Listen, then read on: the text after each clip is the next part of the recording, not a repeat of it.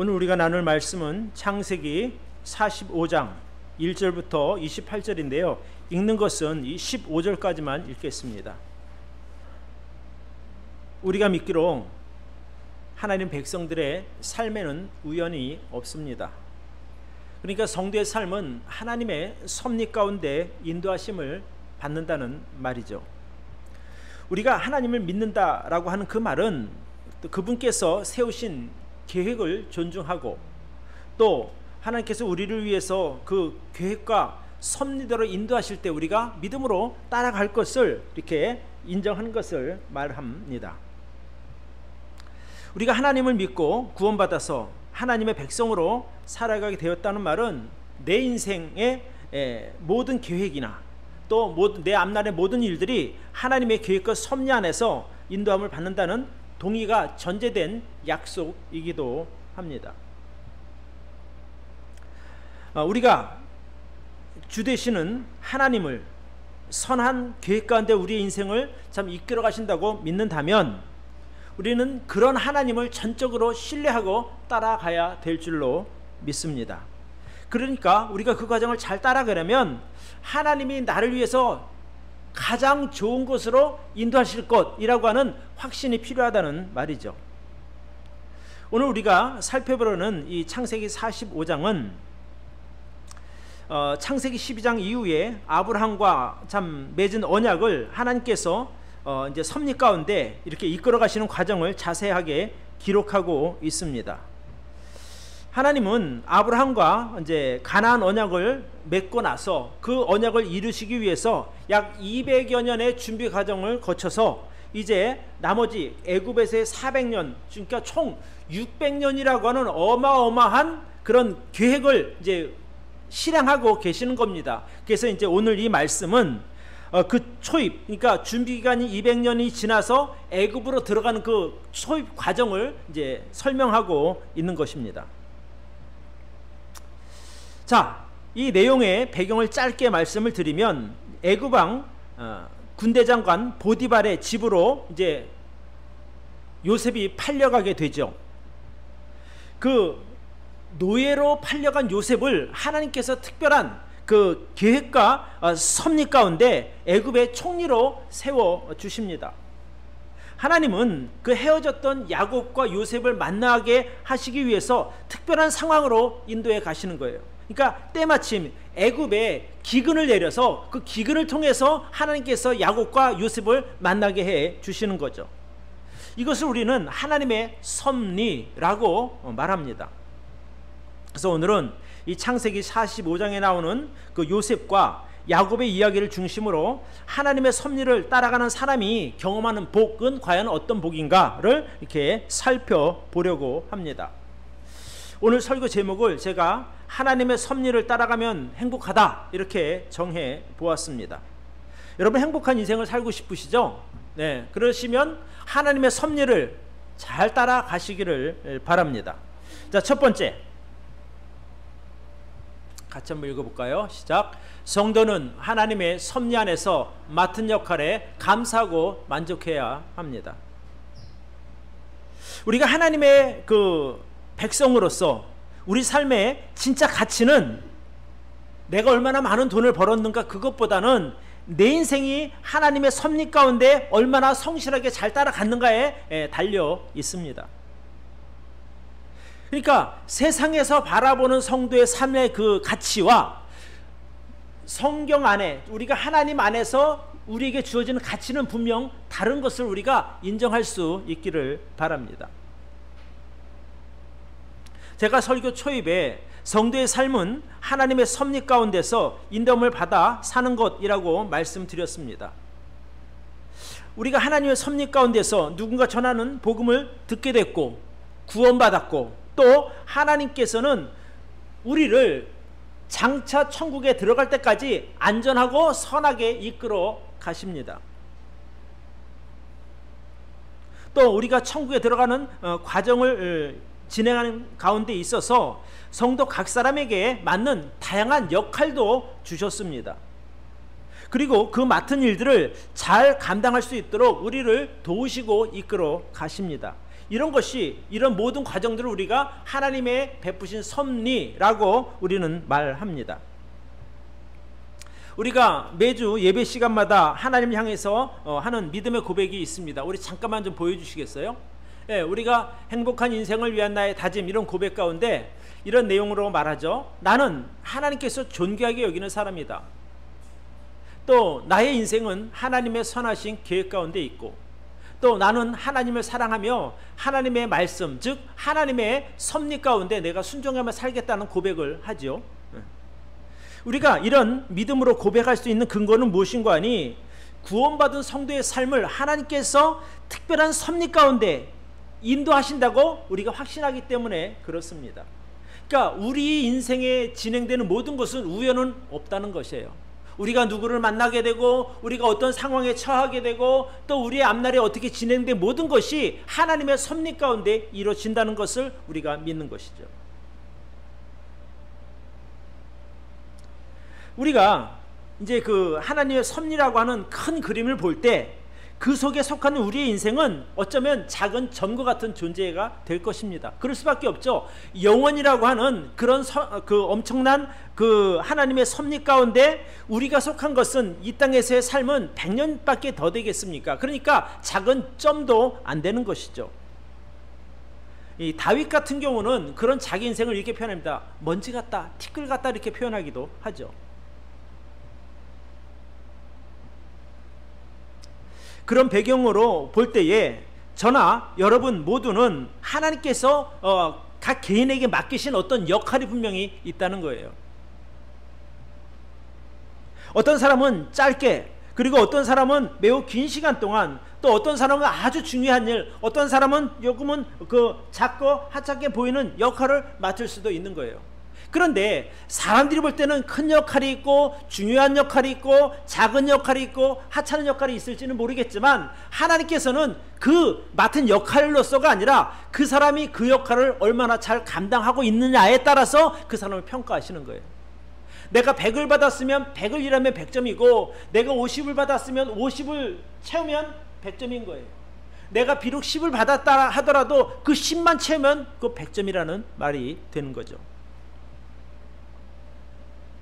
그래서 그 사람이 어떤 역할을 맡았는가 보다 중요한 것은 내게 맡겨주신 그 역할을 내가 얼마나 잘 감당하느냐가 더 중요하다는 말씀입니다. 성경에 보면 뭐 예를 들어서 오늘 여기 나오는 야곱이나 요셉, 또는 뭐 아벨, 이삭, 다윗과 모세, 이런 유명한 사람이 많습니다. 그런데 그런 사람들도 있지만 미처 성경에 기록되지 않은 많은 믿음의 사람들이 있거든요. 그럼 그 사람들의 삶은 평가절하 받는 것이 아니라 그 사람의 삶도 하나님께서는 동등하게 인정해 주신다는 말씀입니다. 사람들은 자꾸 어떤 세속적인 잣대를 가지고 사람들을 큰애, 중요한애, 장래라고 말하지만 하나님께서 보실 때는 다 똑같은 사람들이에요. 과연 내가 너에게 맡겨진 그 역할을 얼마나 잘 감당하느냐가 중요한 것이지, 무슨 역할을 맡았느냐가 중요한 것은 아니라는 말씀입니다. 모두가 다 중요한 거죠. 왜냐하면 하나님의 나라를 이루어가는 관점으로 본다면 말입니다. 이제 하나님께서 아브라함의 손자 야곱의 가족 70명을 애굽 땅으로 들여보내서 무려 이 400년이라고 하는 기간 동안 머물게 하십니다. 오늘 지금 우리가 그 마지막 과정을 이제 창세기 45장을 통해서 보고 있습니다. 자, 하나님께서는 섭리 가운데 야곱의 그 가족들을 이끌어서 애굽으로 들여보내십니다. 자, 이 요셉이 총리가 된 이후에, 그 총리가 된 것도 이제 어떤 분들은 하나님께서 정말 선하신 분이라 요셉을 노예에서 총리를 세우셨다라고 이제 이야기를 하죠. 선하신 하나님이다. 그런데 그 세우신 목적이 요셉을 총리로 세우는 것이 목표가 아니라 야곱의 가족을 애굽으로 들여보내서 400년 동안 머물게 하시기 위한 과정이라는 거예요. 그러니까 요셉이 총리가 된 것보다 더 중요한 것이 무엇인가 하니, 그 일을 통해서 하나님께서 야곱의 가족 70명을 애굽에서 400년 동안 머물게 하시는 거예요. 그래서 200만이라고 하는 70명에서 200만이라는 어마어마한 숫자로 만드신 그 과정이라는 거예요. 그러니까 그 섭리라는 거예요.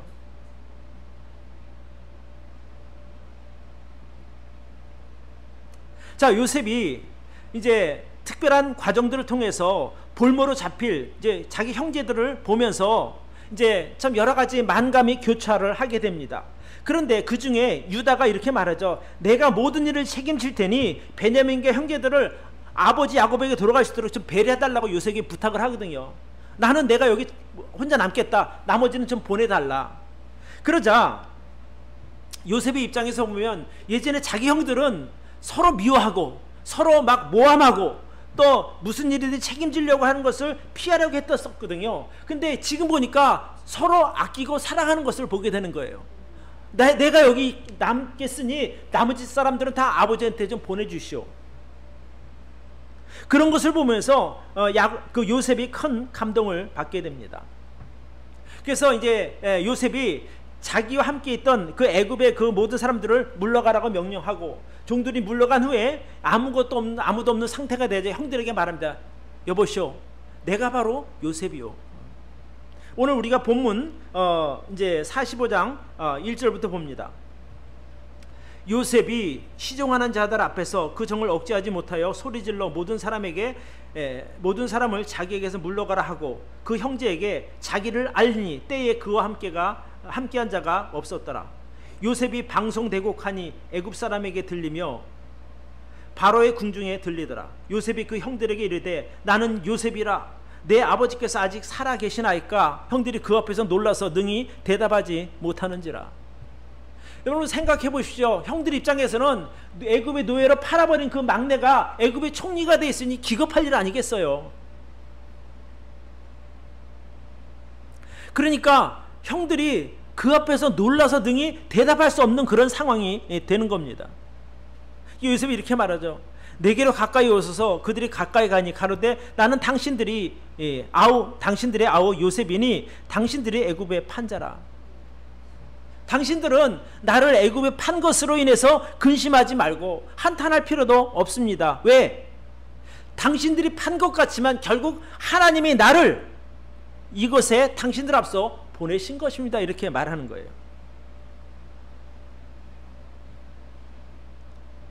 보통 사람들의 입장으로 보면 이제 원수 갚을 것으로 생각하고 이제 우린 죽었네 라고 이제 아마 모든 것을 자포자기할 그런 상황인 것인데 오히려 동생이 말하기를 형님 무서워하지 마세요. 나 원수 갚지도 않습니다. 형님들이 나를 이곳에 판 것 같지만 사실은 형들이 판 것이 아니라 하나님께서 나를 미리 앞서 보내신 것입니다 라고 말하는 것이죠.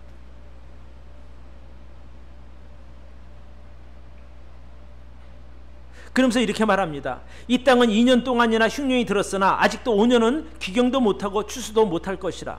하나님이 큰 구원으로 당신들의 생명을 보존하고 당신들의 후손을 세상에 두시려고 나를 당신들 앞서 보내셨나니 그런즉 나를 이리로 보낸 자는 당신들이 아니요 하나님이시라. 이렇게 돼요. 그러니까 여기 뒤에 그렇게 말하죠. 하나님이 나로 바로의 아비를 삼으시고 그 온 집의 주로 삼으시며 애굽 땅의 온 치리자로 삼으셨나이다. 그러니까 하나님께 나를 애굽의 총리로 세우신 것은 하나님의 선한 계획 가운데 이루어진 일이니 아무 걱정하지 마십시오라고 말하고 있는 것입니다. 그러니까 형들의 입장에서 볼 때는 정말 기가 막히고 놀랄만한 일이었지만 하나님의 입장으로 볼 때는요 아무것도 아닌 거예요. 하나님께서 섭리 가운데 20년 전에 헤어져서 떨어졌던 형제들을 다시 한자리에 모이게 하신 거예요. 무엇을 통해서? 기근을 통해서 말입니다. 그러니까 당시 모든 사람들이 기근이 힘들다고 고통스럽다고 막 아우성이지만 그 일을 통해서 하나님은 위대한 일을 행하고 계시는 겁니다.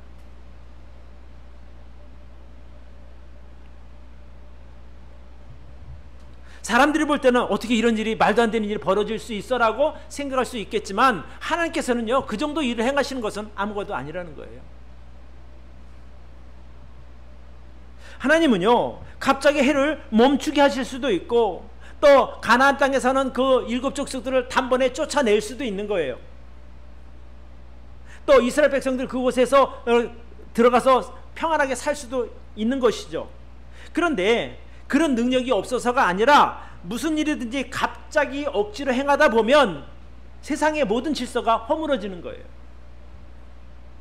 자연의 섭리를 어기게 되는 것이죠. 그러면 세상이 아주 혼란스럽게 되니까 하나님께서 모든 일을 순리적으로 이끌어 가시기 위해서 순서와 절차를 지켜서 이끌어 가시는 거예요. 근데 그런 것조차 사람들이 볼 때 이해가 안 된다는 것이죠. 왜 하나님은 저 사람을 만나게 하셨을까? 왜 하나님께서 이런 일을 허락하셨을까? 우리는 이해할 수 없지만 우리가 큰 그림, 넓은 그림으로 보면 하나님이 그런 과정들을 통해서 이루고자 하는 것이 있었구나라는 것을 나중에 알게 된다는 거예요. 그래서 우리가 성도 간의 만남을 우연이 아니라고 말하는 것이 바로 그런 거예요. 그죠? 괜히 만난 것이 아니라는 거예요. 다 목적이 있고 다 그런 어떤 섭리 가운데 가장 귀한 선을 이루기 위한 중간 과정이다. 이렇게 아시면 되겠습니다. 시간적인 측면도 마찬가지인 거예요. 사람들의 입장으로 볼 때는 여러분 200년 또는 400년 그럼 언제 그걸 다 그렇게 해. 그런데 하나님은 그 과정을 통해서 모든 일을 이끌어 가신다니까요. 200년 축소한다고 생각해 보세요. 세상에 큰 혼란이 벌어지거든요.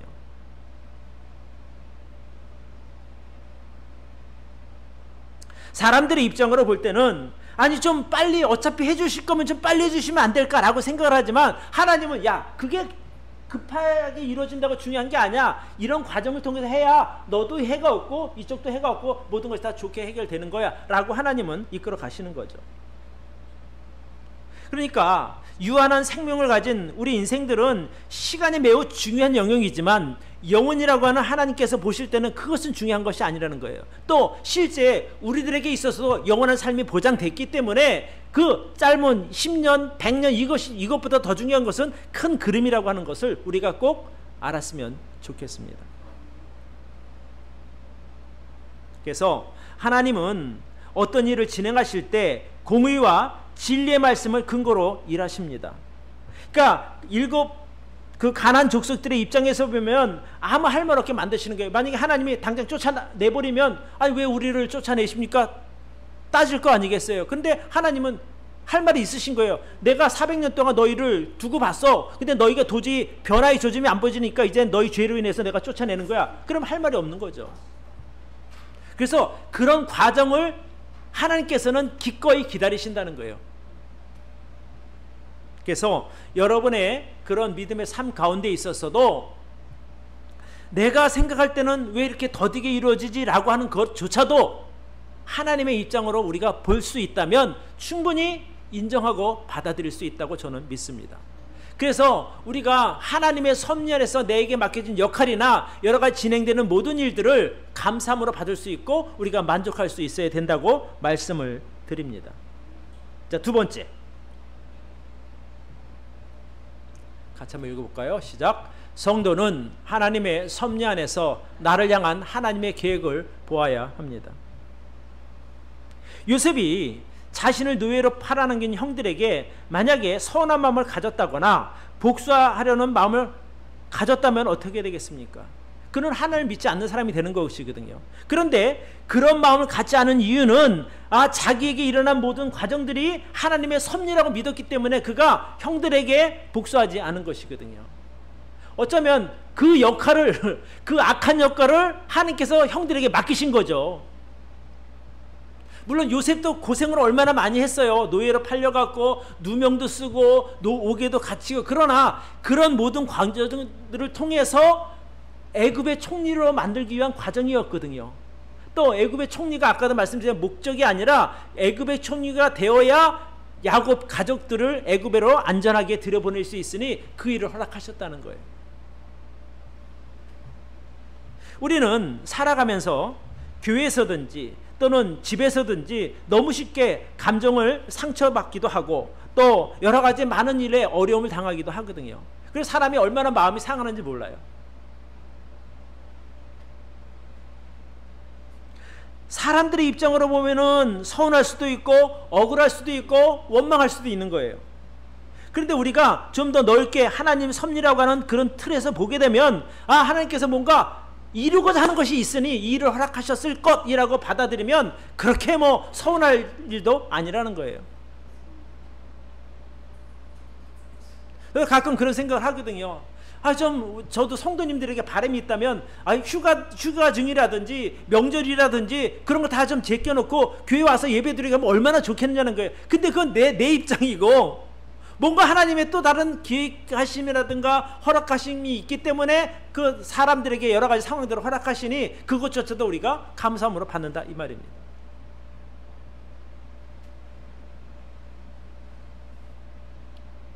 요셉이 20년 전에 자기를 노예로 판 형들에 대하여 분노하기보다 그가 하나님의 선하신 계획을 먼저 생각했기 때문에 형들을 용서할 수 있었던 거예요. 자기는 보디발의 집에 가서 노예로 정말 개고생했거든요. 하지도 않은 나쁜 짓 누명 써서 옥에 갇혀 있었지 않습니까? 근데 그가 옥에 갇혀 있어야만 술 따르는 관원장을 만날 수 있는 것이고, 그를 통해서 애굽왕에 갈 수가 있었던 것이고, 애굽왕을 만나야 꿈을 해몽해 줄 수 있는 거죠. 근데 사람들은 그 과정을 자꾸 좀 생략하기를 원하는 거예요. 그러면 노예가 어떻게 왕을 만납니까? 만날 수가 없거든요. 근데 그 중간 과정이 있으니까 노예가 왕 앞에 서게 됐고 그의 꿈을 해석해 준 것 아니겠습니까? 그것이 섭리라는 거예요. 섭리. 그러니까 우리가 하나님의 섭리 안에서 나를 향한 하나님의 특별한 계획을 볼 수 있어야 그게 믿음이라는 거예요.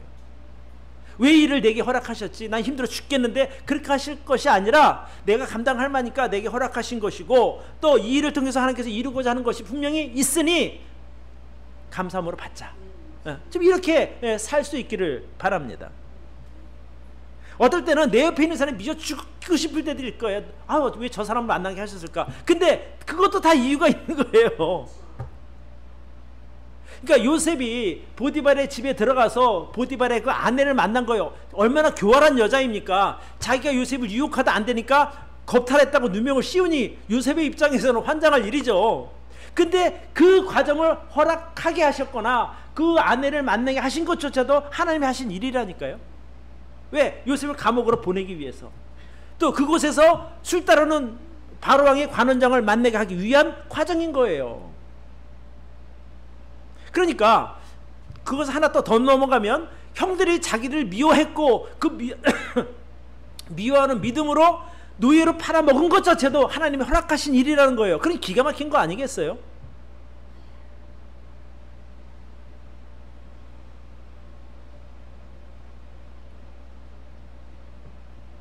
형들 입장에서는 자기들이 진짜 미워했고, 저놈 때문에 우리가 아버지한테 인정을 못 받아 그래서 죽도록 미워해서 노예로 팔아먹은 그 요셉이 오늘날 애굽 총리로 딱 서 있으니 형들 입장에서도 기가 막히다니까요. 죽었다 이제. 네, 다 죽었다. 그러니까 그런데 요셉이 믿음의 사람이니 형님들 걱정하지 마세요. 형님들이 나 보낸 게 아니라 하나님이 미리 보내신 거예요. 오늘 같은 일을 만들기 위해서. 그래서 그 두려움 가운데 떠는 형들에게 요셉이 이렇게 말하죠. 우리 5절을 좀 띄워주시길 바래요. 창세기 45장 5절 같이 한번 읽읍시다. 시작. 당신들이 나를 이곳에 팔았으므로 근심하지 마소서, 한탄하지 마소서. 하나님이 생명을 구원하시려고 나를 당신들 앞서 보내셨나이다. 이것이 요셉의 믿음인 거예요. 네. 그러니까 우리가 범사에 내 인생이 하나님의 선한 섭리 가운데 인도하심을 받는다라고 믿는 그 믿음이 정말 중요한 믿음이거든요. 만약에 요셉이 그런 하나님의 시각으로 보지 않았다면 형들을 만났을 때요 죽여버렸을 거예요. 니들이 나한테 한 행동 생각해봐. 나 너희 때문에 개고생했어. 그 너희도 한번 당해봐. 이렇게 하지 않겠어요?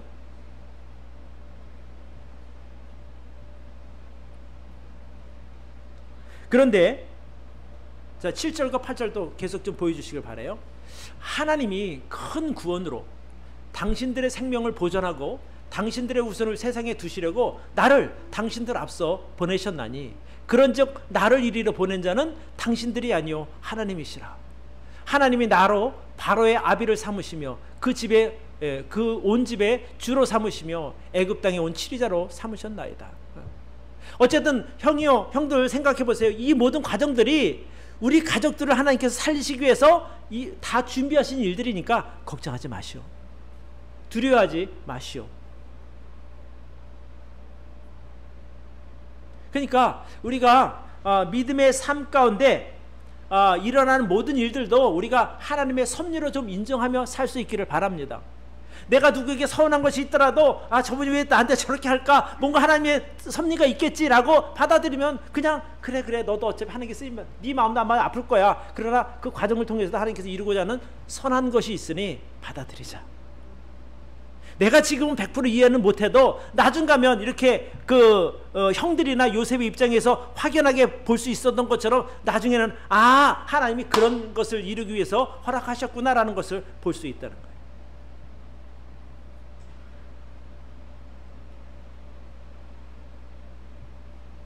그러면 요셉이 그냥 아무것도 없이 그냥 아무 배경도 없이 그냥 하나님의 뜻이야 이렇게 했냐? 그것은 아닌 거예요. 요셉에게는 그 하나님께서 어릴 때 그에게 꿈을 꿔준 꿈 이야기가 있어요. 여러분 그 창세기 31장 그 말씀을 잠깐 좀 보여주시기를 바래요. 자, 이게 뭐냐면 요셉이 어릴 때 꾼 꿈 이야기예요. 같이 한번 봅시다. 우리가 밭에서 곡식을 묵더니 내 단은 일어서고 당신들의 단은 내 단을 둘러서서 절하더이다. 그러니까 형들이 단이 곡식단이 내 단에게 절했다 이 말이고, 자 요셉이 다시 꿈을 꾸고 그 형들에게 고하여 가로되 내가 또 꿈을 꾼즉 해와 달과 11별이 내게 절하더이다. 아버지도 내게 절하더이다. 그러니까 요셉은 하나님께 그 꿈을 주셨을 때 이게 뭘까 자세히 몰랐어요. 근데 지나고 보니까 자기가 애굽의 총리가 된 거 별이 돼서 가족들 모두가 자기에게 절할 수밖에 없는 그 상황을 하나님께서 이제야 이루셨구나는 것을 나중에 알게 된 거예요. 저는 소름 돋았을 것 같아요. 요셉의 입장에서 보면 야 정말 하나님 정말 대단하신 분이다. 왜 하나님께서 나를 이곳에 보내셔서 10주 동안 고생하게 하셨을까를 생각하면 저도 어떨 때는 답답하겠죠. 근데 제가 지금도 믿는 것은 하나님께서 어떤 특별한 목적이 있으시니 나를 이리로 보내셨고 이곳에서 여러분들을 만나게 하셨고 또 이곳에서 장차 이루어질 모든 일들이 있으니 나는 감사함으로 받겠다 이런 거예요. 저만 그런 것이 아니라 저는 여러분들에게도 똑같은 그런 과정들이 있다고 믿는 거예요. 우연이 없으니까. 내가 오늘 설명드리는 게 어쩌면 되게 복잡한 내용인데 잘 이해하시려나 모르겠어요. 어쨌든 잘 이해하셔야 돼요. 저도 최선을 다해서 설명을 드릴 테니까. 그러니까 제가 지난 17년 동안 교회를 개척한 이후에 여러 가지 어린이를 만난 것도 그냥 일어난 일이 아니라는 거예요. 또 여러 가지 만난 사람들, 수많은 사람들을 만났죠. 그것도 하나님의 어떤 목적을 이루기 위한 과정이라는 거예요. 당신은 너무 힘들었지만 지나고 보니까 이게 하나님의 특별한 뜻이 있었구나, 계획이 있었구나, 그것을 우리가 알 수 있다는 거죠.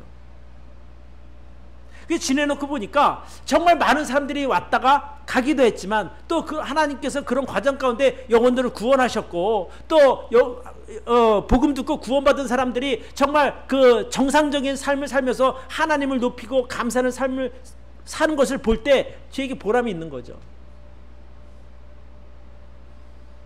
그래서 여러분의 인생도 똑같은 거예요. 내가 하나님 믿는데 왜 자꾸 이런 일이 생길까? 그것도 하나님이 허락하신 거예요. 뭔가 목적이 있으니까 그렇게 하시는 거죠.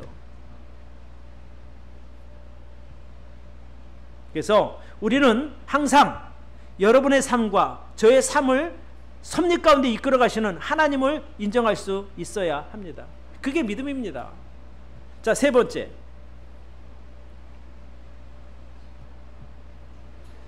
같이 한번 읽어볼까요? 시작. 성도는 섭리 안에서 이끄시는 하나님의 계획을 존중해야 합니다. 하나님이 우리를 이끌어 가실 때 우리가 이거 하나님 뭔가 특별한 계획이 있으시니 제가 받아들이겠습니다라고 인정하라는 거예요. 하나님은 섭리 가운데 여러분의 삶을 선하게 인도해 주십니다. 자, 이제 하나님께서 애굽 왕 바로가 이제 들으니까 요셉이 자기 형제들을 만났다는 소식을 이제 듣게 하신 거예요, 하나님이. 왜 여기 보면 45장 2절에 요셉이 방송대곡하니 애굽 사람들에게 들리며 바로의 궁중에 들리더라 그렇게 됐어요. 얼마나 그 요셉이 크게 울었으면 요셉의 울음소리가 바로의 궁까지 들렸다는 거예요. 그러니까 바로 왕이 들었죠. 좀 왜 그래? 요셉 왜 그래? 그럴 거 아니에요. 그러니까 예 왕이요 지금 요셉의 형제들이 가나안 쪽에서 왔는데 이제 만나서 이러이러한 상황이 됐다고 합니다. 이렇게 되는 거예요. 그러니까 그때 18절 19절에 보시면 이렇게 나와 있어요. 너희 아비와 너희 가족을 이끌고 내게로 오라. 내가 너희에게 애굽 땅 아름다운 것을 주리니 너희가 나라의 기름진 것을 먹으리라. 이제 명을 받았으니 이렇게 하라. 너희를 애굽 땅에서 수레를 가져다가 너희 자녀와 아내를 태우고 너희 아비를 데리고 오라 그래요. 그러니까 야곱과 그의 가족들을 다 우리 땅으로 데리고 와서 너희들이 원하는 가장 좋은 곳에서 살아도 좋다라고 허락을 한 거예요. 왕이. 그때 이제 요셉이 바로의 명령을 받아서 큰 수레에 형들을 태우고 곡식도 가득 싣고 그렇게 해서 아버지에게 보내는 거예요. 아버지, 여기 우리 땅에 오시면 이런 것들 다 누릴 수 있으니 아버지 꼭 오셔요. 이렇게 보낸 거죠. 그래서 야곱에게 이제 아버지 그동안 이런 일이 있었고 요셉이 보니까 거기 살아 있습디다. 애굽의 총리가 되었습디다. 그러니까 아버지 오시라 하니 아버지 같이 갑시다. 이렇게 된 거예요. 처음에 야곱은요 그 이야기를 믿지 않았어요. 뭔 소리야, 요셉 죽었잖아. 못 믿죠. 왜냐하면 한 20년 동안 죽은 줄 알았는데 갑자기 살아있다고 하니 이게 말이 안 되는 거잖아요. 그러나 그 아들들이 자세히 설명하죠. 그래서 요셉이 보낸 수레나 또 물품들을 보니까 진짜 같은 거예요. 비로소 이제 믿게 된 거죠. 그때 야곱이 하는 말이 28절에 나옵니다. 28절을 좀 보여주시기 바랍니다. 같이 한번 읽어봅시다. 시작. 이스라엘이 가로되 조카도다. 내 아들 요셉이 지금까지 살았으니 내가 죽기 전에 가서 그를 보리라. 여러분, 그 야곱에게 있어서 요셉은요 진짜 사랑하는 아들이었어요. 왜? 자기가 사랑하던 아내 라헬이 낳은 아들이거든요. 그러니까 얼마나 그 아내를 이뻐하니 자식도 이쁜 거 아니겠어요? 그러니까 그렇게 아꼈는데 어느 날 그 아이가 없어진 거예요. 그 자식들 얘기 들어보니까 걔 짐승한테 물려 죽었어요. 이렇게. 그러니 그때 얼마나 크게 낙심했겠냐는 거예요. 그렇게 잃어버렸던 아들이 살아있다고 하니 야곱은요 기가 막힌 거죠. 그러니까 이렇게 말하는 거예요. 내가 조카도다. 내가 하나님의 은혜에 만족한다. 이 말입니다. 내가 내 아들 요셉이 지금까지 살아있다고 하니 내가 죽기 전에 가서 그를 만나고 싶다. 그래서 이제 야곱이 요셉을 만나러 애굽 땅으로 들어가게 된 거예요. 그냥 멀쩡히 오라 그랬으면 야곱이 애굽 땅에 들어가겠어요? 절대 안 들어가죠. 왜? 그 땅은 하나님께서 약속하신 땅이 아니거든요. 근데 상황이 야곱이 자기 가족들을 이끌고 애굽 땅으로 들어갈 수밖에 없게 하나님께서 이끌어 가신 거예요. 그래서 글로 들어갔어요. 거기서 그래서 고센 땅에서 400년 동안 머문 거예요. 만약에 그 땅에 기근이 없었다면, 만약에 요셉이 거기서 살았던 소식을 듣지 않았다면 야곱은요 절대 가지 않았을 거예요. 그 땅에 기근이 생긴 것도, 형제들이 가서 요셉을 만나게 하신 것도, 또 과정들을 통해서 아버지를 모셔가는 그런 과정들이 하나님의 선하신 섭리 가운데 있었다는 거죠. 참 그런 것을 보면 야, 우리 인생이 정말 얼마나 귀한 인생인가. 하나님 앞에서 허투른 인생이 없지 않습니까? 그죠?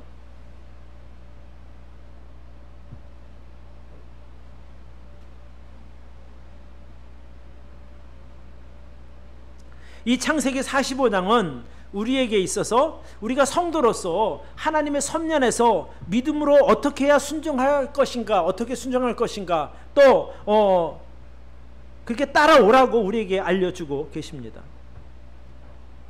우리도 인생을 살다가 보면 전혀 내 계획이나 어떤 나의 바람과는 다르게 진행될 때가 분명히 있는 거예요. 그러니까 야곱이 그 느꼈던, 자기 가장 사랑하는 자식이 어느 날 가서 없어져 버리니까, 죽었다는 소식을 들으니까 그때 얼마나 황당했겠냐는 거예요. 또 마지막에 베냐민도 그 형제들이 와서 아버님 베냐민 데리고 가라 합니다. 우리가 삽니다 하니까는, 야, 나 요셉까지 죽였는데 내 베냐민까지 다 보내야 돼. 나는 그거 못한다 그랬거든요. 여러분, 그러니까 결국엔 그거거든요. 여러분 지금도 여러분이 뭔가 붙잡고자 하는 것이 분명히 있을 거란 말입니다. 근데 그것을 붙잡고자 했을 때는 하나님께서 다 뺏어가셔요. 근데 내가 믿음으로 그것을 놓으면 하나님이 다 돌려주신다니까요. 그러니까 야곱이 이제 그런 거거든요. 자기가 12아들 중에 가장 아끼던 그 요셉을 잃어버렸어요. 그러니 얼마나 낙심이 됐겠어요. 근데 야곱은 원래 움키는 사람이에요. 오죽하면 자기 형과 에서와 같이 엄마 뱃속에 있을 때부터 형이 나가려고 할 때 그 발목을 움켜잡은 사람이거든요. 그러니까 뭐든지 욕심으로 꽉꽉 움켜잡던 사람인데 평생 움켜잡았지만 그의 손에 들려있는 것이 없었어요. 중요한 것은 다 뺏어가셨단 말입니다. 그가 움켜쥐려 했을 때 하나님께서 그의 손을 다 펴셨어요. 다 펴. 그래갖고 놓게 하셨단 말이에요. 자, 우리 창세기 43장 13절로 14절을 보십시다. 이제 형들이 와서 아버님 베냐민도 데려가야 우리가 삽니다. 그랬을 때 이제 야곱이 한 말이에요. 네 아우 베냐민도 데리고 떠나라. 다시 그 사람에게로 가라. 전능하신 하나님께서 그 사람 앞에서 너희에게 은혜를 베푸사 그 사람으로 너희 다른 형제와 베냐민을 돌려보내게 하시기를 원하노라. 내가 자식을 잃게 되면 이르리로다. 이제 요셉도 이러는데 베냐민까지 이뤄야 되는 거예요. 베냐민도 라헬이 난 자식이란 말이에요. 그때 그 움켜졌던 마지막으로 움켜쥐고 있던 베냐민을 그가 놓았단 말이에요. 어떤 결과가 왔는가? 아까 우리가 28절 봤죠? 다시 형제들에 의해서 아버지 요셉이 살아있어요. 그 말 듣고 이렇게 말하는 거예요. 내가 조카도다. 내 아들 요셉이 지금까지 살았으니 내가 죽기 전에 가서 그를 보리라. 그가 움켜진 것을 놓았을 때요, 잃어버리던 요셉까지 찾았다니까요. 만약에 그가 끝까지 나 베냐민은 못 나라고 움켜잡고 있었으면 요셉 못 만났죠. 왜냐하면 얘를 놓으면 내 인생 끝난다고 생각했는데 그가 그 자기 인생 끝이라고 생각했던 그 베냐민을 놓았을 때 하나님 잃어버렸던 요셉까지 찾게 해주시지 않았습니까? 그러니까 여러분의 인생에 있어도 내가 이것만은 못 나라고 붙잡고 있는 것 여러분 하나님 앞에서 놓으시기를 바라요. 그러면 하나님이 그것뿐 아니라 더 많은 것까지 다 돌려주신다니까요. 그게 하나님의 섭리가 그런 거예요. 야곱이 하나님의 섭리보다 자기 정욕대로 살았을 때요, 야곱이 그런 고백을 해요. 내가 130년을 살았는데 심히 험악한 세월을 보냈습니다. 이렇게 말했거든요. 그러니까 움켜쥐려고 했던 130년의 삶이 고달팠다는 거예요. 근데 내가 이제 놓고 나니까 하나님이 내게 복을 주셨습니다. 이렇게 고백했어요. 실제로.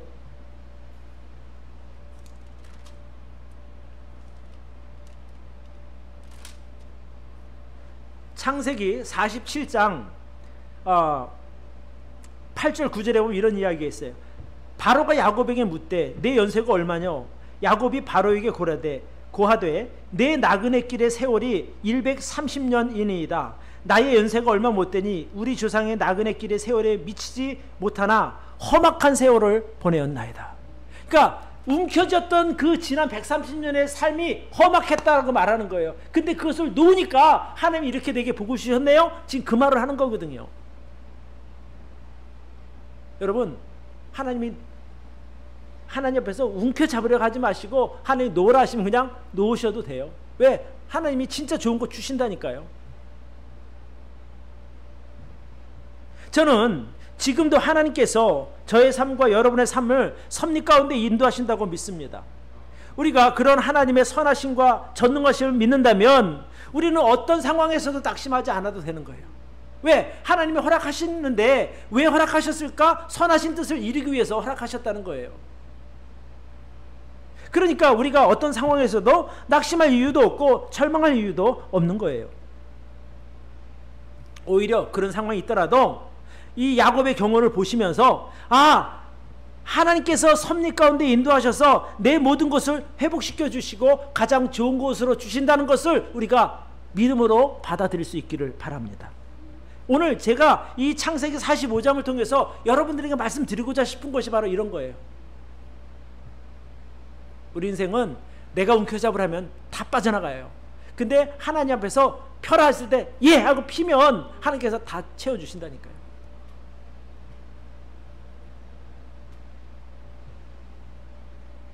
우리가 믿음으로 섭리 가운데 우리를 인도하시는 하나님의 계획을 존중하고 신뢰할 수 있기를 바랍니다.